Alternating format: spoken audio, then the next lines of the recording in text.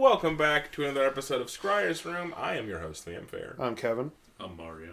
I'm Matt. I'm back. And we're back with Uncle Matty for part 2 of our Star Trek series.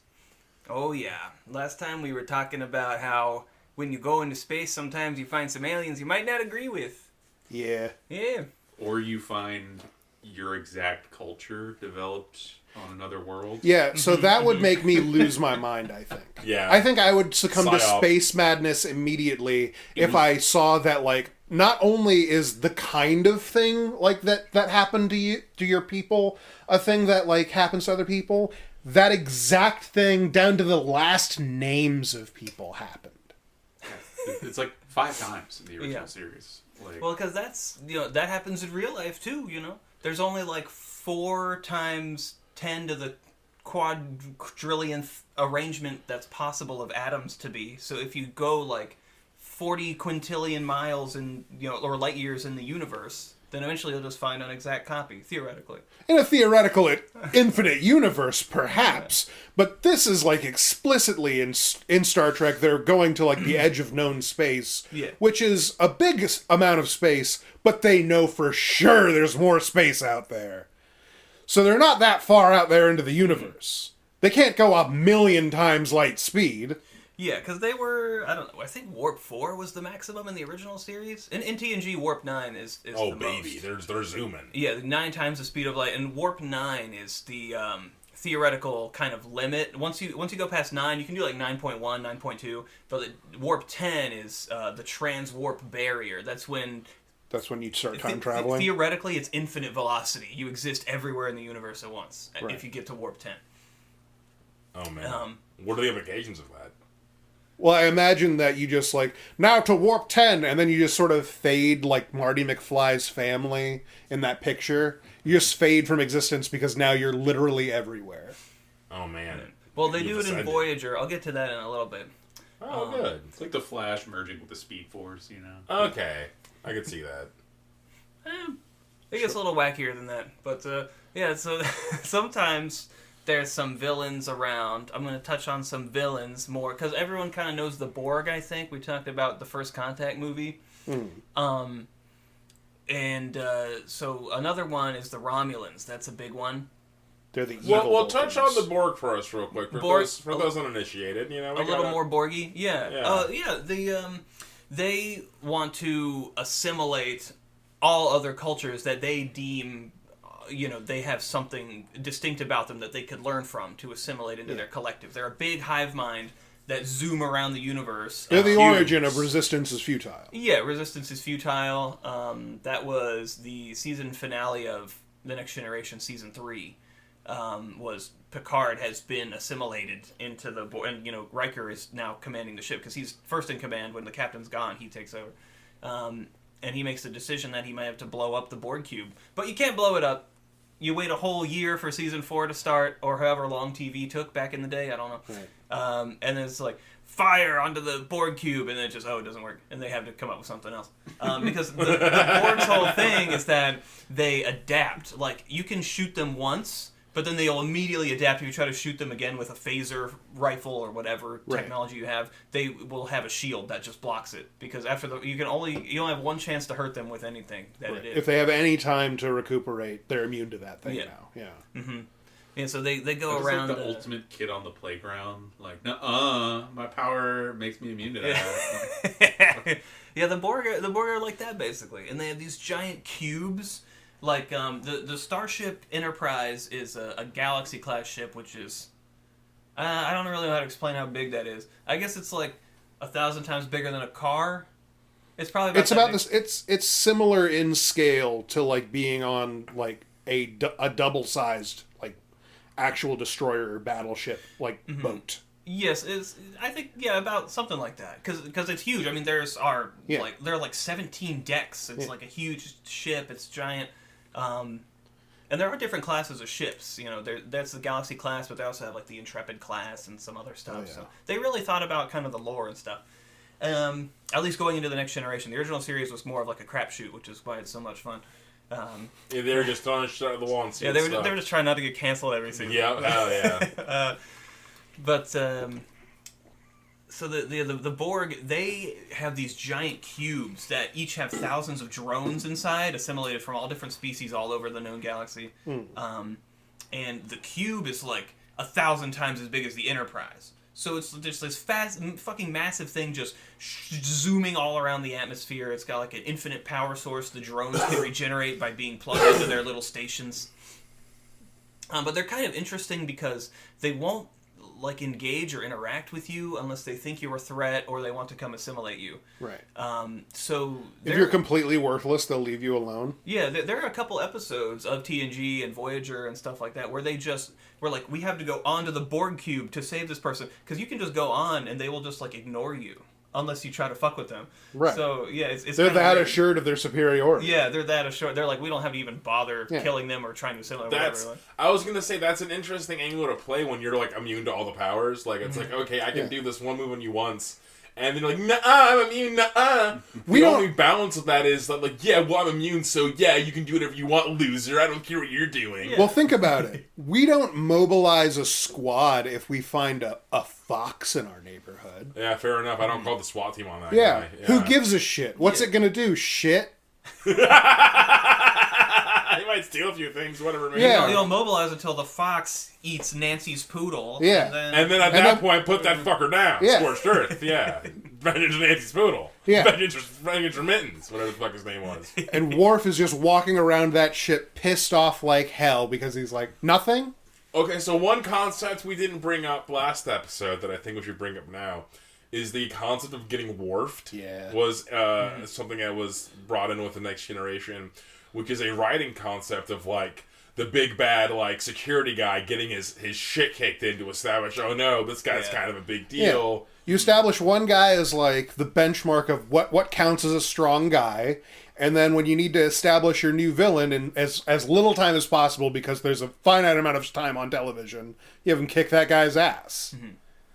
Yeah, because Worf is the strongest guy. He is a Klingon, and in the next, this is a big point in the Next Generation, is that Klingons and humans have an alliance now. Because in the original series, Klingons were villains. Yeah. So yeah, they have Worf on the show to establish, hey, like we're friends now. And that's something I really enjoyed. Not to cut you off, that's something I really enjoyed about Star Trek is how progressive and nice that is. Where it's like, hey, look, they made peace, but we were bad, but now we're good. Yeah, we signed a little treaty, and we're all ready to hang out. Yeah, I love it. I love it. And yeah, he is, like the de facto strongest guy. Klingons are like so much stronger and beefier than humans, or even Vulcans. Like Vulcans are stronger than humans too, but Klingons are even stronger than that. Like their mating rituals are even like very intense, is what they say in an episode. Yeah. But everything they do it to the max. He still carries the equivalent of a sword with him. Yeah, he has the Batleth, which is the traditional like ceremonial Klingon weapon. It's like their equivalent of a giant sword, basically. Yeah. It's a big sharpened letter C. Yeah. And I was gonna say it's the crescent thing. Yeah. The crescent thing. It's sick nasty. It is pretty sick. Yeah. So you have whoever's the main bad guy, the villain. You show up and they beat up Worf, and it's like, oh no, he's a threat because he can beat up Worf. Yeah. And it kind of seems like bad shit's happening all the time, but sometimes there's like, in the timeline of the show, sometimes there's like weeks between episodes. Most of it is like uneventful stuff. Right. They're literally floating through it's just, space. The episodes that you see is, of course, the stuff that is actually interesting that's happening. It's not like they're constantly about to die. It's just every couple weeks they're about to die or something. I mean, every single episode, something falls on them on the ship, and then you see sparks spit out of every friggin' screen. Mm-hmm. There must be time enough to repair those screens between horrible things that happen. Oh, of course, yeah. So yeah, they can go to a space station like Deep Space Nine and get repairs and stuff. Yeah. Yeah. So that's the Borg. That's the Borg for the most part. Yeah, I don't think. There is, in Voyager, you find out one of the species that they failed to assimilate were the Kazon. Or not failed to, but they decided not to.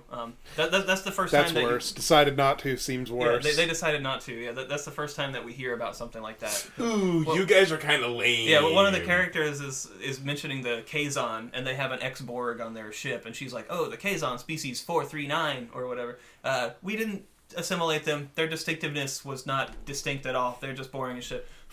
Imagine partway through war with the space robots, they send you a message that is essentially, we were mistaken, you're not valuable enough for this. Yeah. We're going to go find someone else. Do you think there'd be peace after? Do you think everyone would be like, yay? Or do you think everyone would be pissed? Well, they'd probably just be pissed. Yeah. Yeah. Knowing the Kazon, because I guess I'm getting a little ahead of myself. Voyager stuff. In Voyager, there is an episode where they are in an emergency situation and accidentally beam out like a Kazon teenager with the human that from their crew that they're trying to save, and the Kazons are their enemies, and the teenager is like, I am gonna kill you because I need to have my I know you saved my life, but in order to get my honor and get my warrior name, I have to kill you still. And they're like, "Whoa, cool down, kid." Calm the fuck down, bro. Set phaser to the old style phaser where we just edit you out of the scene. Pow! And then they just like I love when they phase out. It's so good. Yeah, so if they were at full scale war and their enemy was just not even retreating, just being like, "Bye, you're actually boring," they probably would take that super personally and hunt them down to the ends of the earth. They could try. The Borg probably are like, all right, follow us. We don't give a shit. Yeah, they don't care. Yeah. No wonder the Kazon were ignored by the Borg. You guys fucking suck. Yeah, they fucking suck. Losers. They suck. Yeah, that's why they're only in the first 2 seasons of Voyager. Come back here and fight me.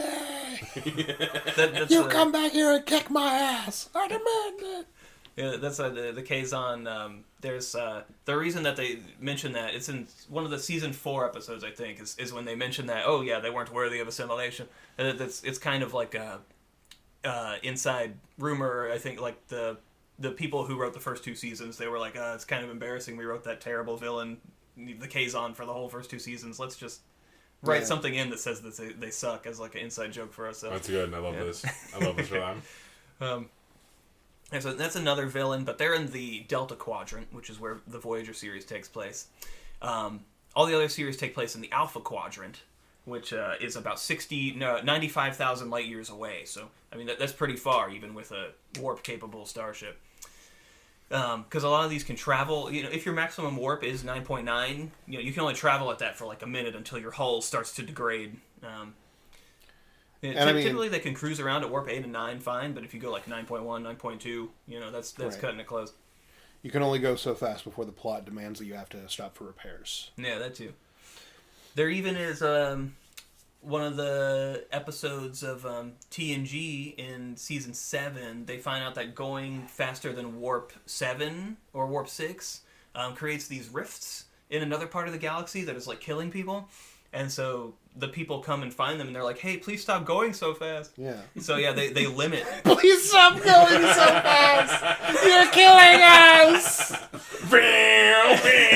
I can't hear you over the roar of the Enterprise. Eat my dust, loser. Riker, laugh at them with me.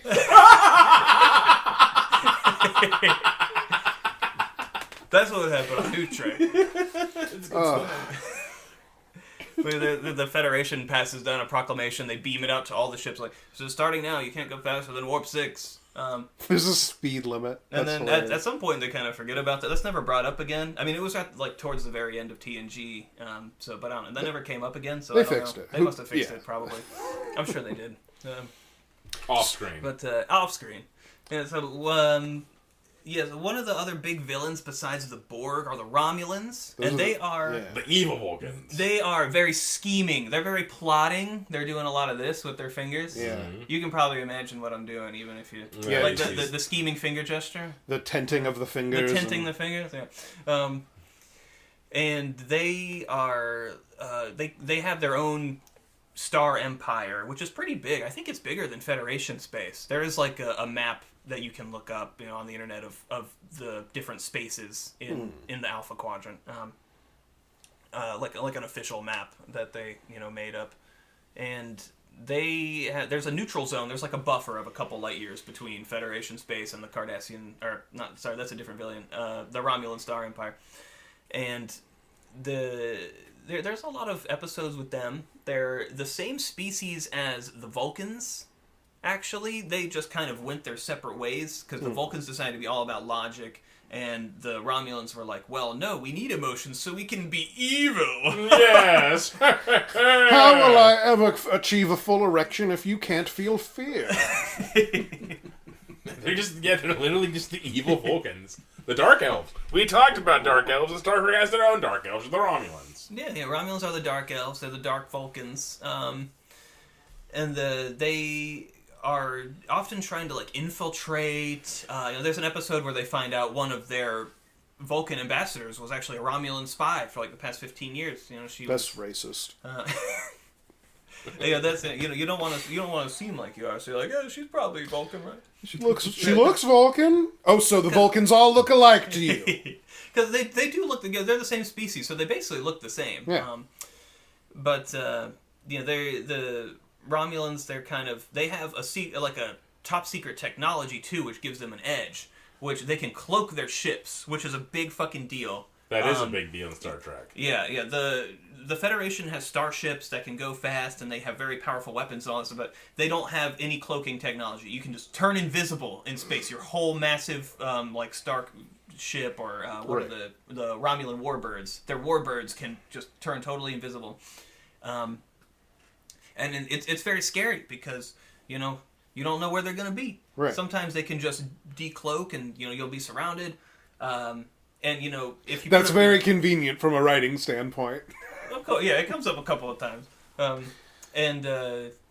You can put up your shields, but, if you have a team that's on an away mission down on a planet's surface, you can't beam them up without, putting your ship in danger. You can't beam someone up through a shield. Right. So it's like, can we abandon them and try to come back later to save them? Well, because the Romulan ships will probably detect that there's life signs on the surface and go capture them. What are we going to do? Yeah. So there's even an episode where they are researching, the Federation finds out the Romulans are researching this technology that will allow them to move through solid matter. They won't just be cloaked, they'll be like... Ghosts pass through matter. No-clipping through stuff. And they somehow, it ends up on the technology ends up on the Enterprise, and they're able to, integrate it into their system, because they get, stuck in a comet or a meteor or an asteroid or something. Sure. Weird episode. Oh, shit, we can't legally use this technology we've confiscated, but we have to if we don't want to die. So, we'll do it. And then they fly through the asteroid and get out of it safe. But then the technology is destroyed or something. It's like a season 3 or 4 episode. Of course it is. Yeah. The technology ends up being destroyed. Reset to 0. Yep. Yeah. So the Romulans are always doing stuff like that. There's an episode where they kidnap Geordi LaForge, who's their chief engineer, and kind of brainwash him and then send him back to the ship because they're going to have a visit from an ambassador of a different alien species on the Enterprise. Are they going to Manchurian candidate him? Yeah, they give him a trigger word or whatever, so that when he meets the ambassador, he's like, psh, and tries to shoot him. Yeah. He doesn't activate his visor's eye beam? No. He's gonna phaser him to death, and Picard just grabs his arm at the last second and hits his arm up, so the phaser beam goes up into the ceiling. And they're like, I guess we gotta fix that. Hey, that's our guest. Very low tech solution, and not something you usually see in Star Trek. So that's the Romulans for the most part. There's the Cardassians, which I mistakenly said Cardassian Star Empire before, but when I meant to say Romulan. But the Cardassians are a big one. They're much more sort of... They're the ones who instigated the Dominion War, which is how you kind of start Deep Space Nine off. Gotcha. What would that be? It was a big, scary war. Lasted 7 seasons as well. Deep Space Nine. Pretty scary. Yeah. TNG is 7 seasons. Deep Space Nine is 7. Voyager is 7. So all of these, they went on for a pretty long time. Yeah. And Deep Space Nine even has some overlap. I think season 1 started the same year that season 7 of TNG started. Because I'm pretty sure Deep Space Nine's intro episode has Borg Picard fucking up and killing Cisco's wife. Yeah, and that's one reason why Cisco is the angry black man captain. Yeah, and Avery Brooks is pissed off. Yeah, is that Picard killed his wife, and so Picard shows up later, and Cisco's trying to be cool about it, and Picard's awkwardly being yeah, I feel bad about killing your wife, man. Can we get past it? And Cisco's no, I'm an angry black man. And he starts out. He's a commander at first. He's not a captain until season 4 or 5. Gotcha. Because he gets promoted. He goes to like take over for the space station. We're getting ahead of ourselves. The Romulans. Well, because or Cardassians. Cardassians. They're kind of the main villain there, but they're featured in a few episodes of The Next Generation as well. So they've been around for a while. They want to like torture people and do that kind of bad stuff. Like there's an episode where they kidnap Picard and they're torturing him. There's this guy, he's like, how many lights do you see? There's 4 lights. And Picard says, there's 4 lights. And so he has this thing embedded in Picard where when he hits a button, it makes him feel the worst pain he's ever felt in his life. So every time he hits the button, it's worse every time. He just wants Picard to say that there are 5 lights when there's only 4. Yeah. He just wants to like break him down completely psychologically. Yeah. We do war crimes over here. Yeah, the Cardassian Empire. The guy torturing him, his child, his like 7-year-old daughter comes into the room. Was like, "Why are you torturing this man?" And he's like, "Because human parents don't love their children like we do." And he zaps him again. God, this guy, it's so brutal, bro. Huge piece of shit. It's so brutal, bro. That's my God. Yeah. They're evil. There's a couple. Listen, sweetie, we're bad guys, and I need you to understand that. Yeah, pretty much. Now look into the camera while I press the button again. All right. They are. Well, I guess all of them are descended from the same species, which they find out later. Right. That's why everybody looks like a human with makeup, right? Well, yeah. I guess you could say that. Yeah. There's an episode where they find this secret message from like an ancient race, like a 4 billion year old race that had warp technology, and they've gone extinct for whatever reason. And they say went too fast. Yeah. So the Cardassians, Romulans, Klingons, and humans are all racing to find like the origin of where this message came from because there's supposed to be more information. Right. The One Piece. Yeah. They're trying to find the One Piece, and so they all kind of arrive there around the same time, and they find the One Piece, and it's a holographic message, and this alien woman is, 4 billion years ago, we knew we were going to die out, so we spread a bit of our DNA over a bunch of planets we thought might sustain life in 4 billion years from now. So you guys are all progenerated from the same species. You're all the same. And the Cardassians are like, fuck this. And of course they are. Yeah. I'm not into a fucking Romulan. This is a fake message, whatever. Fake news. I'm not that guy's cousin. This is fucking lame. Yeah, they're classic. The same, all of us equals. Poppycock. You're speaking crazy right now. Balderdash. We're all humanoid aliens. How can we all have a common ancestor? That doesn't make sense to me. We're just because we all look basically exactly the same, just with makeup on different. Yeah, sans makeup. Yeah. Yeah, there are only a couple. I'm trying to think. Is it the Grisellas? No, they were the MacGuffin plot device was the Grisellas. There was an alien species that they were interacting with that was actually like a big, creepy, multi-leg arachnid type puppet. Oh, sick! Yeah, and they're in one of the episodes because they want to. They also have a Whoopi Goldberg in one of them. They have a Whoopi Goldberg in a couple episodes, yeah, because she's the bartender on the ship. What? She's so Whoopi Goldberg is Aurelian. And they live for thousands of years, so she's been alive, since time immemorial, 800 AD or something. So she's very wise. Picard goes to her for advice and stuff like that, but she's also the bartender because she's just chilling most of the time. I love those characters. Yeah. The fact that the Enterprise has a bartender, who's like an impossibly ancient being. Mm-hmm. There's no way you can relate to that being or anyone because Vulcans are considered long-lived and they croak at 200. Mm-hmm. And she's thousands of years old. Thousands of years. And she chooses to be the bartender. Yeah, it's fun. It's a lot of fun. She's a good character. She has a cool purple hat. That's awesome. And even humans can live to be about 120, 130, 140 with modern medicine. Right. They find one of the... Or they don't find him. He just comes aboard.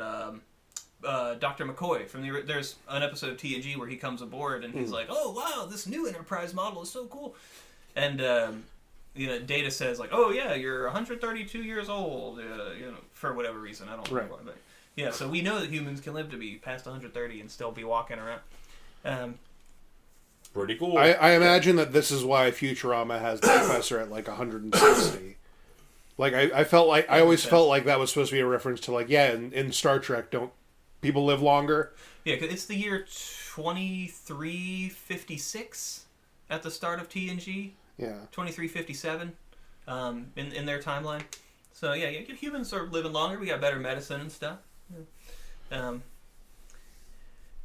So where was I? What was I talking about? Cardassians are dicks. They have the movie. They have the racist ancestry. thing. Common ancestry. Yeah, there's the common ancestry going on. There was a giant spider alien that there they were was a friends giant with. spider alien that they were not friends with. The Federation had a treaty with them, and somehow or another they Strictly a business relationship, giant spider. Don't you think we're friends? Well, but yeah, it's cool because it's one of the few times you see like a cool an different alien It's not alien. a humanoid; Yeah. it's a real alien. But they have they accidentally have established a colony on one of the planets that they own per the terms of the treaty. Somehow there was like a miscommunication or something. I don't know. But yeah, so they're pissed off. They're like, take them off the planet in 24 hours, or we're gonna blow up the planet. The whole planet? Damn! Like humans have been on it. We don't even want it. Fuck the whole thing, man. Give us a week, I can guarantee you we'll all be gone and you'll still have a planet. And that's what Picard said. He's like, we can't evacuate everyone in 24 hours. Give us like a week. He's like, no. I think you just want to kill a bunch of humans. But it turned out to be a great diplomacy episode because Picard is like going through the treaty. He's like, God, there's got to be something in here, and that's how it ends. They're like, per subsection whatever of the treaty, I want to have like an arbitration to dispute, like a formal arbitration. Yeah. I want to invoke that in order to try to do something here. And the alien says, okay, you have the right for that. And then he says, well, per subsection whatever, I also have the right to choose the arbitrator. Like, okay, get to the point. What's going on? So I choose a member from the Grisellas. And they're like, the Grisellas? They're a hibernating species. They're all going to be asleep for 300 years. Well, you take it or leave it, bro. Give me a week or give me 300 years. So it's a great episode where he uses a little diplomacy to figure it out at the end. Yeah. That's fun. And yes, we will definitely leave. That you're right. We shouldn't. And you're giant spiders and you're scary. Picard, you crafty bitch. I love it. I love it. And then I imagine he did his smirk into the camera. Yeah, he probably looked right into the camera and smirked and said, yeah, I said the Grisellas. Those stupid spiders never saw that coming, and then scene switch. Yeah, he gets a little smirky. I love it so much. It's so good. Job well done. Yeah, all that's going on in the Alpha Quadrant. There's all these different star systems and stuff, and the Federation tries their best to respect everybody, and, you know, we all want to get along, but some people don't want to get along, unfortunately, Yeah. There is Nazi planet. There are Zeuses out there. Yeah, which kind of makes me wonder, like, what's going on in the Romulan Star Empire? Because there's so much, there's diversity of different species and stuff, and the Romulan Star Empire is even bigger. They must have thousands of, like, the M-class planets are planets that can sustain life. Right. There must be thousands of M-class planets with different speeds. Like, did the Romulans enslave all those people? Because I don't remember an episode about that. I don't know if that's ever talked about. Like, they can't have so many planets with just Romulans, right? Right. I mean, it's pretty like unreasonable to even say like, oh, that like their population does that, because then, well, they would probably split into other populations like the Vulcans and Romulans, wouldn't they? Yeah. So therefore, it must be a much smaller group, because once a group gets too big, it naturally schisms. Mm-hmm. So it must be a smaller group of just Romulans lording over this empire. I bet most of these planets don't even know they're in it. Yeah, probably. Because if the Romulans are coming to your door, they're probably bringing one of their weird torture vessels and being dicks. Whereas, like we said in the Warhammer episode, that's no way to run a society. No. So it can't be every planet's just dicks. There's some lizard guys, some bug guys. Yeah, there must be some bugs that are enslaved. There's Kif species from Futurama, something like that. Yeah. And then I know, what about the Qs? Or Q? Oh, yeah, I guess I should talk about that a little bit. Yeah, because... Yeah, Star Trek just has a million billion gods. Get over Yeah, it. they find God sometimes. Yeah, just like the ethnic god. Like, Not even if you're ethnic, you can just become a god being. Yeah. Oh yeah, because they said they're gonna send us a Picard That's like at the some point. second episode of the original series is they accidentally make a guy a Superman. Well, yeah, the Traveler is on board their starship, Yeah. and the Traveler is trying to give them secret technology to make their ship go even faster than Warp 9, or like they're trying to break the transwarp boundary, or whatever. But the Traveler is like, oh, I'm really interested in Wesley Crusher. He's a very smart young man. Maybe he could be a Traveler too. I'll share my brain power with him. And so, and then that's how his character arc concludes at the very end of the series. He does go off to be a Traveler. What it's like, the mysterious being that's they're just like super smart and kind of just a space wizard now. Space. Yeah. They're space wizards, yeah. I love this. You could just get promoted as You space can, wizard. yeah, because I don't know if they're a different species or what, or if you can, but yeah, I guess you can just make someone of a different species a Traveler. Because the Qs are a species, right? The Qs, I guess they're a species. They're like they're an interdimensional being. But yeah, there are multiples of them. The Q continuum is like like a pocket universe that exists separate from ours, where the Qs all live. I remember there's an episode they go in there and they're having a civil war. And their civil war is literally the American Civil War. And they're like, oh yes, we've degraded our bodies and chose this form to have war with each other because fuck those guys. Yeah, because that's in Voyager. Yeah, Janeway is in there trying to help the main Q, because they're all named Q. Yeah, it's very confusing. I mean, they're all the same the same meta entity. Yeah. So they're all kind of named Q, but and they're all portrayed by the same man. Yeah, well, they're all portrayed by different people, which is why in Voyager when you see more of them, it's a little more confusing. But yeah, John Delancey is the main Q. You see him throughout TNG. That's where he was introduced. But he also voices Alarak in StarCraft 2. I didn't know this until recently. Like his range is pretty crazy. And he's Jane's dad in Breaking Bad in season 2. Oh shit ass! Yeah, that's Q. There you go. Yeah, he's a great actor. Yeah. And he will kind of just pop onto the Enterprise every now and then and just kind of fuck around. Yeah, he's like a Mr. Mitzi Plizzix, or what's the one from the Flintstones? The Great Gazoo. He's like a Wabajack type of person. He's a random. You're dick. trying to say He's a Mr. troll. Mixel-Spitalik? However it's pronounced. Don't you dare anyone in this world get on your high horse like it's actually pronounced that. No, it's not. It's key smashing. We all know it. It is pronounced that way. They did it in one of the cartoons where they had I've also heard in Gilbert Gottfried. I heard in a separate cartoon calling him Mr. Mitzi Plitzix, which is why I call him that. That was in Teen Titans. All right, fine, fair. Well, they're both nerd, loser, dumb. So nerdy. Teen Yeah. Titans Go? Huh? Regular Teen Titans or Go? I think it was regular Teen Titans because I was a youngin'. Great show. But we lad, yeah. Dead I should talk about that show too. The Robin one? Or maybe Oh, another time. They say his name in that one, yeah. He is not Mr. Mitzi Plitzix. That's a different thing. But they mention Mr. Mitzi. Because the one that's obsessed with Robin is not Mixel-Spitalik. No, they reference him in that one though, and that's why I remember it. And then also there's this one from Superman the animated series. They're fifth dimensional imps, you see. Yes. Anyway. So basically a Q. They're pretty much a Q. Yeah, so the Q they're not really, because Q's not really a villain. He mostly messes with Picard just to kind of. He's a troll. He's like a troll. They're ethnically trolls. Well, all the other he'll Qs phase into the fucking ship and be like, "Deal with me," and the episode will literally be them all sighing off. Fuck, Q is back. Right. Every time Q shows up, that is based with the formula. It's like, "Oh fuck, this asshole phased into our ship. Now we have to deal with him. He's just gonna troll us." This is the Great Gazoo. All the other Qs kind of keep to themselves because they know we're all powerful. Yeah. We're omnipotent. Everything. We're gods. We got to kind of behave ourselves. But Q, the main Q, John Delancey's a little crazy. But there's like there's an episode where he actually introduces them to the Borg. He's like, look at this, and he snaps his fingers. That's how he makes his magic happen, as he snaps. So he snaps his fingers and just spins the Enterprise like 10,000 light years away. And it's like, hey, check this shit out. The Borg, right? Isn't this pretty crazy? Cool. What a dick! Yeah, What a dick! And they're like, no, this is bad. What's happening? Because the first thing the Borg does is like shoot a laser beam. Yeah, I remember this. Yeah, it takes a cross section of their ship out, and it's like damage on all decks. 37 people have died. Yeah, it's like yo, this isn't just sparks coming out of the props. This is real. And Q is just like, isn't that crazy? Yeah, Like, it's a fucking like a water balloon or some shit. They're like a hive mind race. Isn't that cool? What a fucking piece of shit. No, but then he says, Picard's like, why would you do that? And he goes, well, the Borg are going to come and find Earth eventually, and they are coming for you. I just wanted you to be ready for it. So, I don't know. He kind of wants to teach you a lesson, sort of, at the end. Right.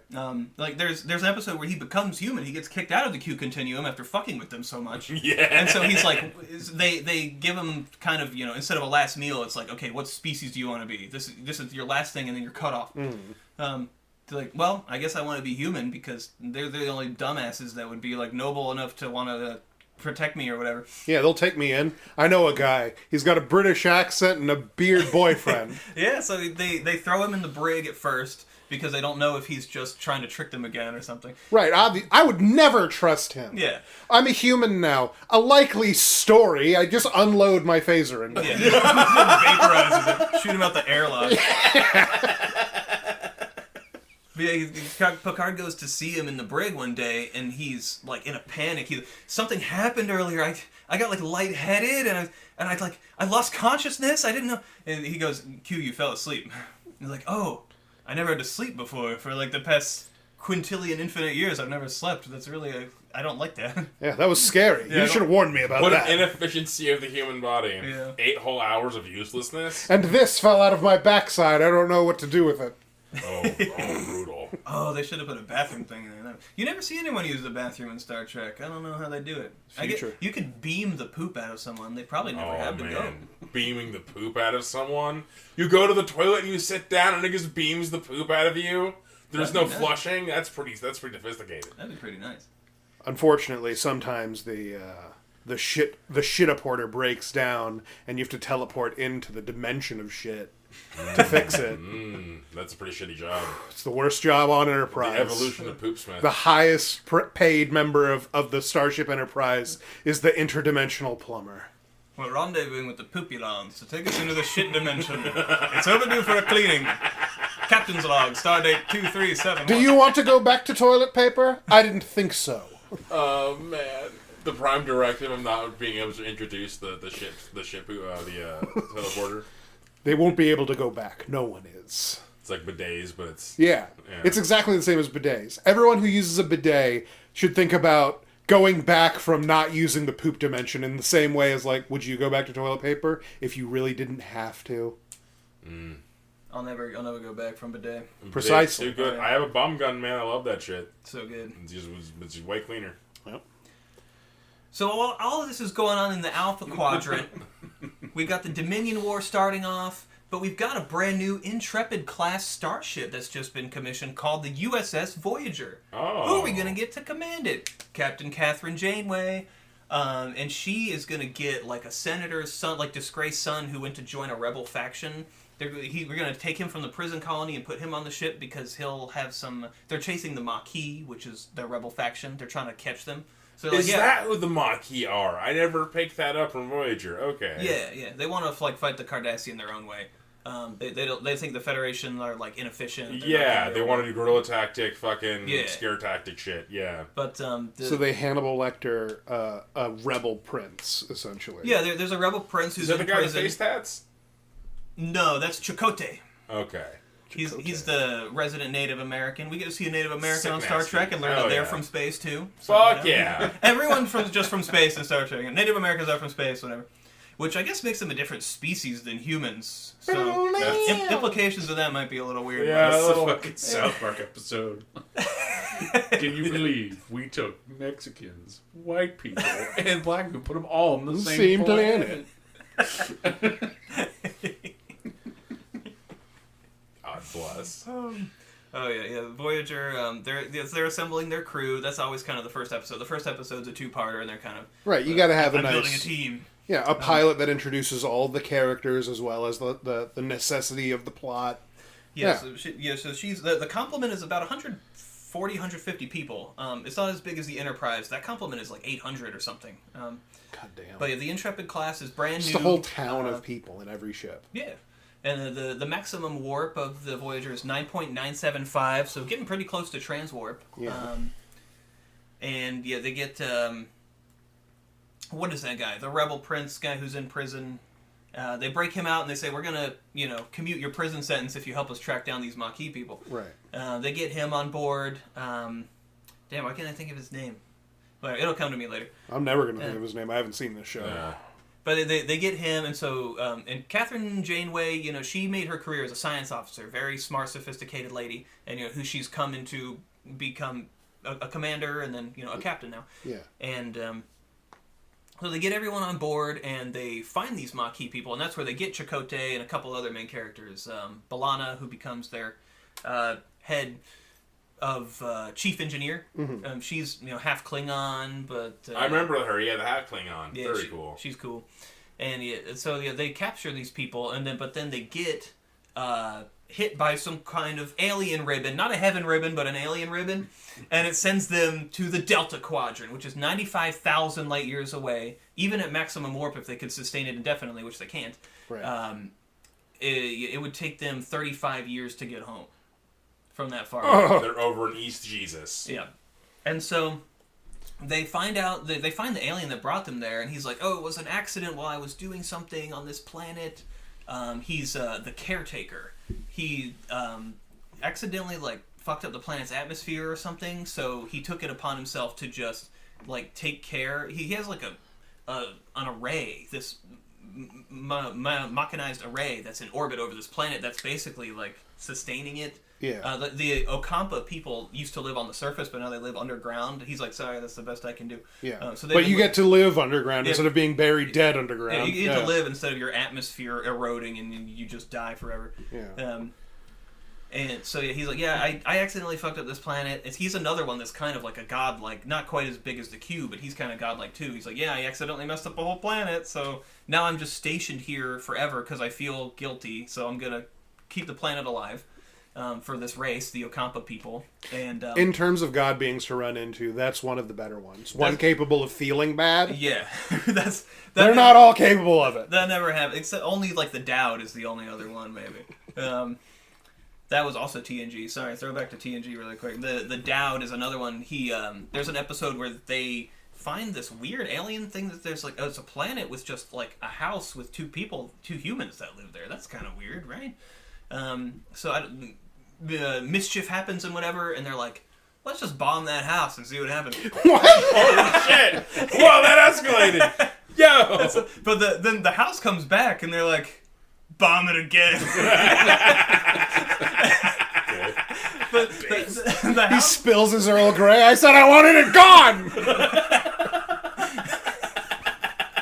So they bomb it again, it comes back again. So they go back down, and they're like, you guys aren't humans, are you? Is this And it's like, okay, I'm not human, I'm a Dowd. This woman is human. She's a figment of my imagination that I made into reality, basically.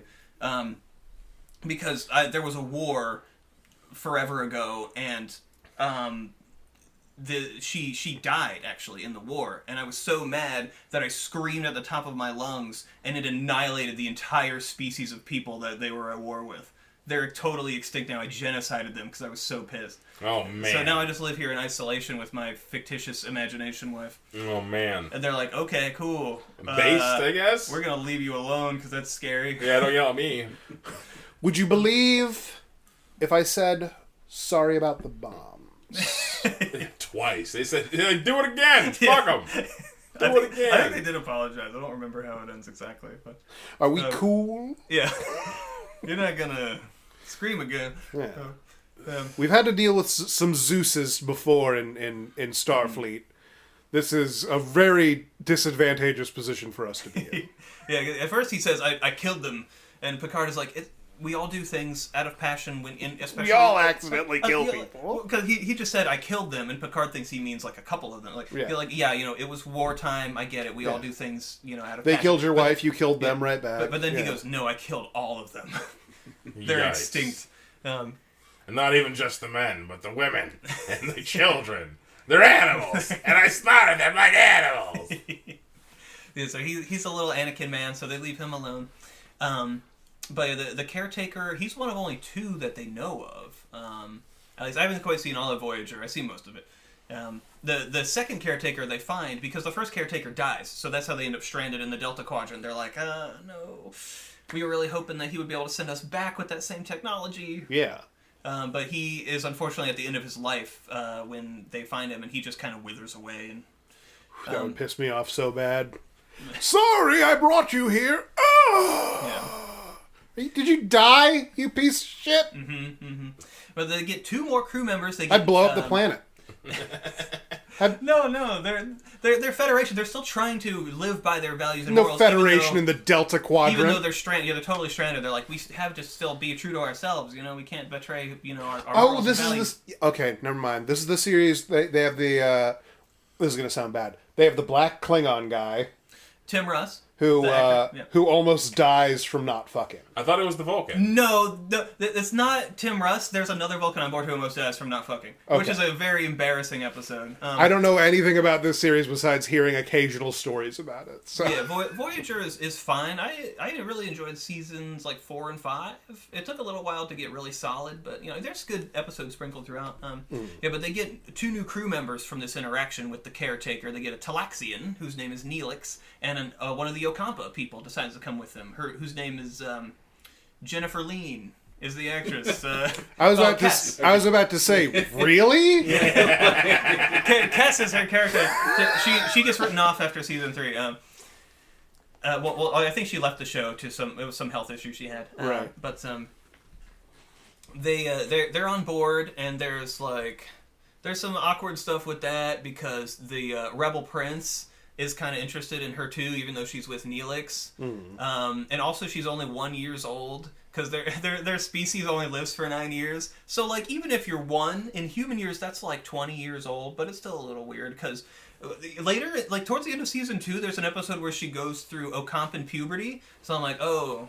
That means she wasn't mature before. She was prepubescent when they were trying to bang her before? Yeah. You didn't have to write all that. I don't know. I don't know why you wrote Riker, Harkness test. Riker has some literature for you. Yeah. You failed. Uh-oh. Straight to jail. Right to jail. Yeah, hey, like I said, no Federation out here in Delta Quadrant. Yeah, apparently. Shit, capitalizing. Yeah, so she's 1. She becomes 2 years old later. I think she's 3 years old. I think she's 3 years old by the time she gets written off. But yeah, so it's a little bit weird. She's telepathic as well, sort of like Vulcans are, because Vulcans can do the mind meld and some other stuff.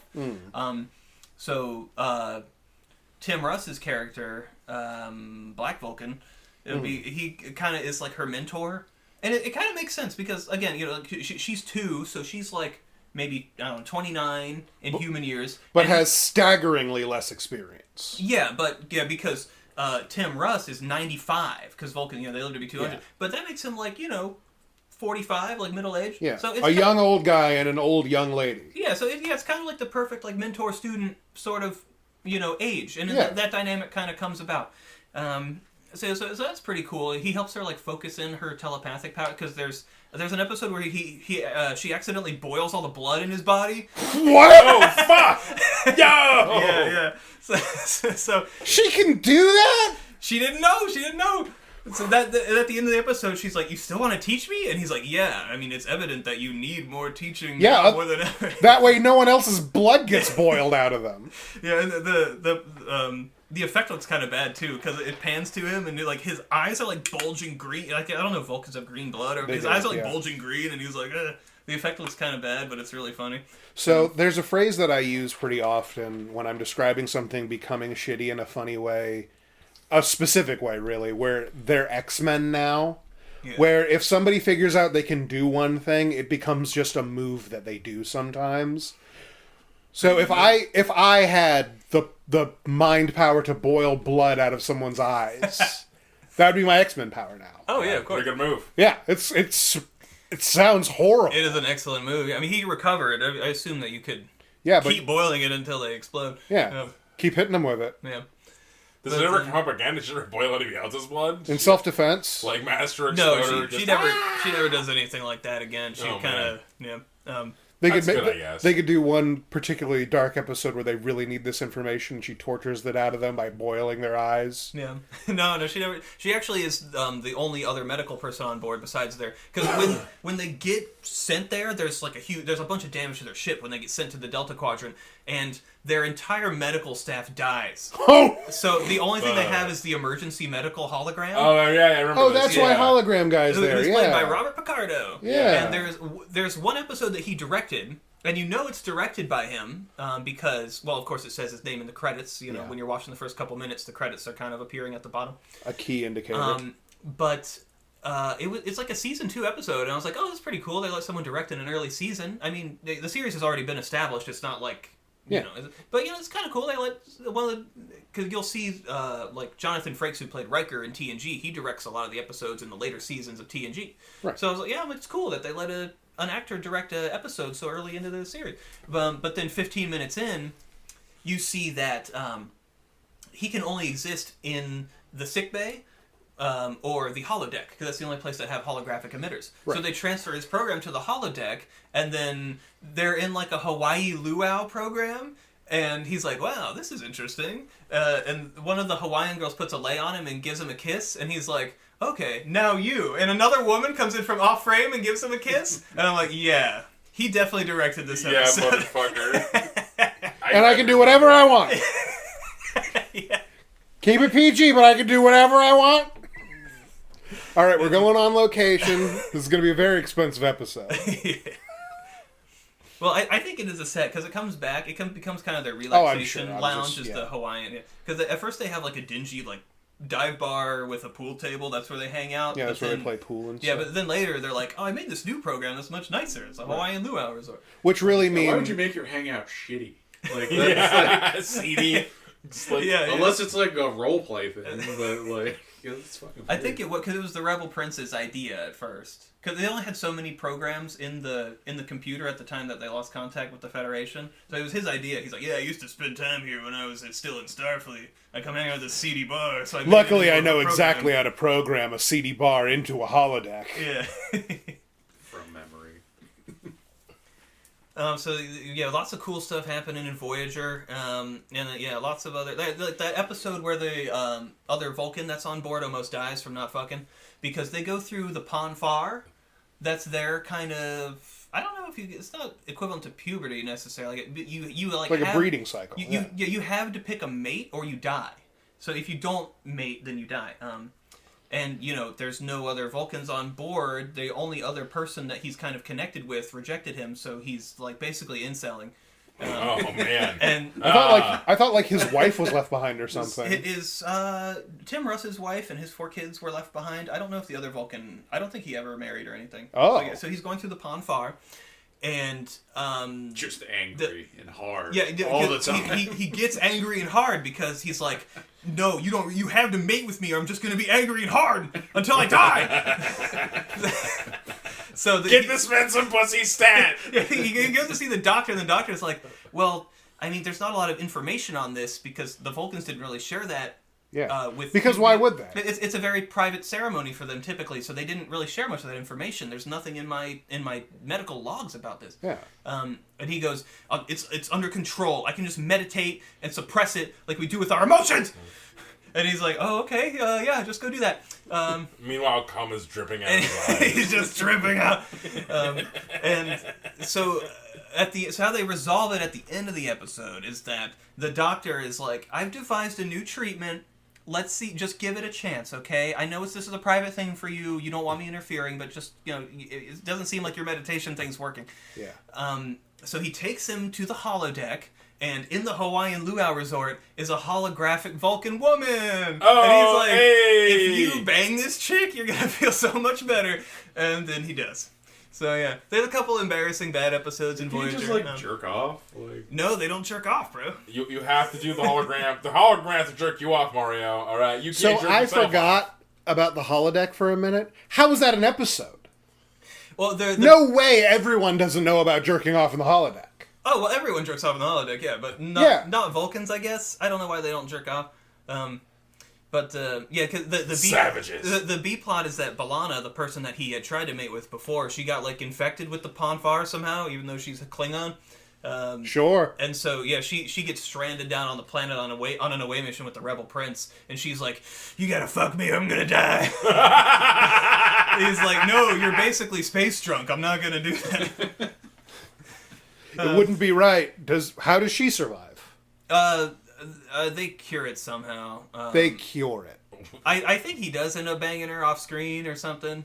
It's a really bad, embarrassing episode. Yeah, that sounds pretty terrible. All the sex episodes are embarrassing and terrible. Yeah, it sounds pretty cringe. I'm not gonna lie to you. I was expecting you to like be able to expound on like, and obviously they can't treat it hormonally, despite this clearly being like a hormonal issue. Yeah. You know, for a Star Trek reason. Yeah. Any reason, like, oh, it's because their body is interfered with by a Vulcan field. Well, she had already signed a contract for the next season, so they didn't want to kill her off. I don't know. That's probably why. You know how mad I would be if you killed me off because my character couldn't get laid? I'd burn down the studio. Unless I'm trying to be funny, but like Star Trek isn't trying to be funny. That character's supposed to be respectable. The more I think about it, the more absurd it becomes. Yeah, man. Like she death from not enough pussy. Yeah, like, you're a respectable science man character. Yeah, she's the chief engineer. Nothing goes down on the engineering side without her say. Oh, I guess death from not enough dick. That's even worse. Like, Death from not fucking is hilarious. Yeah, just like loser. So fucked up. That's like how salmon die. That's what I'm saying, man. Or they die from... I don't know. Point being, it's very... It just seems mean. And if you die like that, you just get a big headstone that says, like in Beavis and Butthead, here lies Beavis, he never scored. Yeah. You just get the space equivalent of that. On your flying through space coffin, like they did it with Spock's death, but on the front is like in Vulcan runic language, he never scored. That's really good. And so they're trying to get... Did they ever get back? They do make it back at the very end. They have some encounters with the Kazon the first two seasons, but they suck. They were like an even more brutal Klingon. It's to the point where it's like, how do these people even get into space? Like this is just terrible. But yeah, so they stopped dealing with that. They made the Borg more central. At the end of season 3 is when Scorpion is the name of the episode. They get 7 of 9 on board. 7 of 9. I was wanting to talk about her. She's cool. Yeah, because her human name is Annika Hansen. She does have like a record in the Starfleet database. But she was taken when she was like 6 or 7 years old, so she doesn't really remember that. She's like, yeah, my designation was 7 of 9 on the Borg cube. I'm just more comfortable being called that if that's cool. So I say, yeah, cool. Can we shorten it to 7 just for? And she's like, yeah, okay. Nicknames are cool, even among X-Borg. Yeah, nicknames are cool. They can only extract 86% of her implants. There are others that they don't have the medical know-how to take out.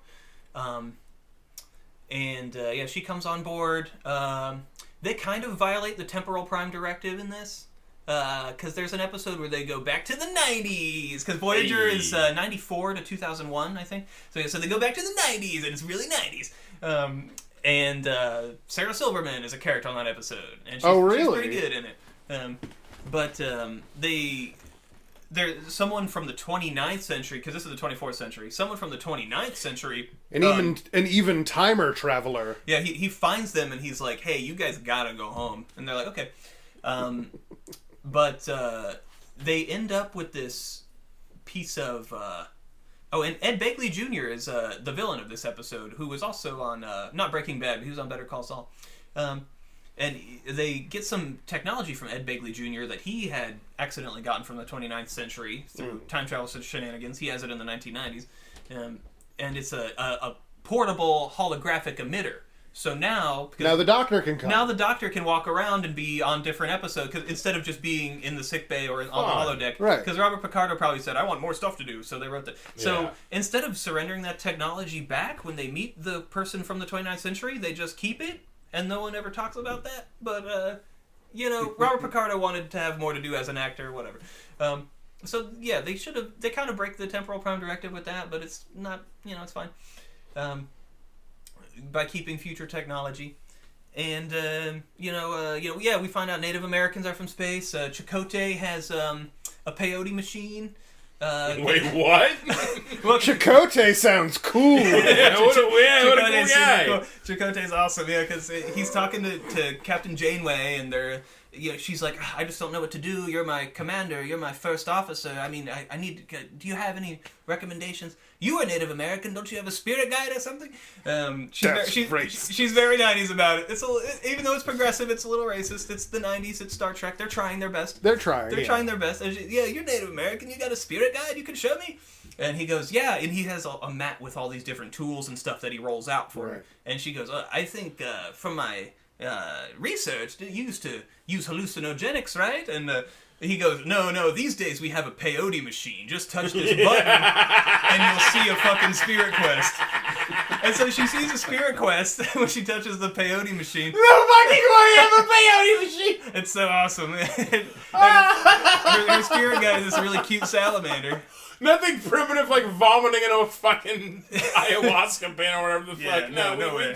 We just touched a little button. We figured out a way. Right into your fucking retinas. We figured out a way that you just touch this machine and a little electric... It's like wireless charging for a cell phone, but peyote and your mind. God bless. Right into your brain. That's so good. And they break the transwarp barrier in one episode. And what they find out that what happens is when you go warp 10, it's infinite velocity. They have a human do it. Right. And so he comes back and he's like, I saw everything all at once. And he kind of slowly doesn't go insane, but he starts to mutate. And he turns into a salamander. Oh, fuck. Yeah, so... but they rescue him and turn him back into a human somehow. Is this... So, one of the dumb memes that I'm aware of is one episode involves two characters turning into salamanders, banging, leaving eggs behind, and then getting turned back into back from salamanders into people. Yeah, so he actually kidnaps the captain, Catherine Janeway, and they both turn in. He infects her with like infinite velocity madness, and they both turn into salamanders and have a clutch of eggs, and then that's over, and they fuck off forever. Yeah, and then once they turn back to humans, she's like, "Yeah, we're not going to talk about this anymore." Yeah, that's another weird sex one. What's up with all the weird sex episodes of Voyager? Space is crazy, Tony. Everything happens out there. No rules when there's no contact with the Federation. Yeah. There's no Federation in the Delta Quadrant. Jesus Christ. What else? Anything else? We didn't touch on Deep Space Nine. I guess I just talked about it just a little bit. What's Deep Space Nine about? Deep Space Nine. That was one that was about the Dominion War, the Cardassians, Avery Brooks. Right. Commander Sisko becomes captain. There's a Ferengi club on Deep Space Nine. Yeah. Ferengis are a very interesting alien race. They got giant ears, and it feels good when you rub them the right way. I didn't know that. That's sure. Yeah, sure. Yeah. But they love their gold-plated latinum, or whatever they call it. Mm-hmm. Yeah. Gold latinum. My understanding is latinum is like the one thing that you can't just spit out of a replicator. Yeah. Something like that, yeah. And, I mean, that makes sense. That nothing else would have value. How would this super capitalism aliens exist if nothing really has particular value for trade?